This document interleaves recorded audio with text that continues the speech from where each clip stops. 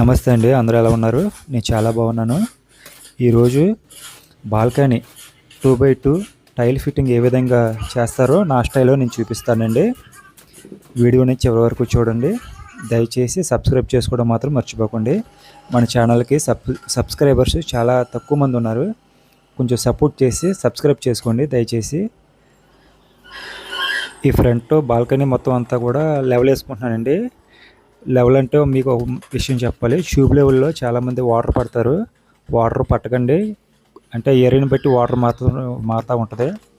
ఒక ఏరియాలో వగరుగా ఉంటుంది, ఒక ఏరియాలో అయితే స్వీట్గా ఉంటుంది, ఒక ఏరియాలో అయితే సప్పగా ఉంటుందండి. అలా వాటర్ బట్టి మనకి తేడాలు వస్తాయి. కాబట్టి ట్యూబ్లలో వాటర్ సరిగ్గా నడవదండి. లెవెల్ వేసినప్పుడు తేడా చూపిస్తుంది.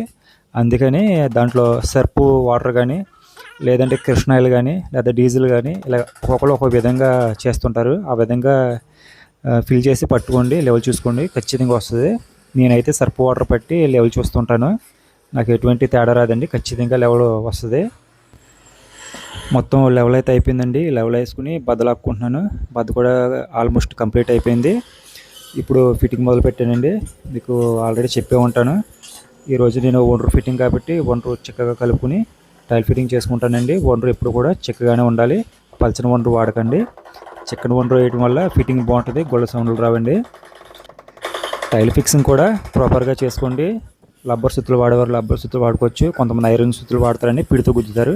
ఎలా చేసినా సరే టైల్ మొత్తం గుద్దాలండి. టైల్ మొత్తం కూడా చక్కగా నిదానంగా గుద్దుకుంటే చక్కగా సెట్ అవుతుంది. ఫ్రెండ్స్, వీడియోని చివరి వరకు చూసి తప్పకుండా సబ్స్క్రైబ్ చేసుకోండి. దయచేసి లైక్ చేసి తెలియని వారికి కూడా కొంచెం తెలియపరిచి సబ్స్క్రైబ్ చేయించండి. దయచేసి వీడియోని చివరి వరకు చూడండి ఫ్రెండ్స్. Thank you.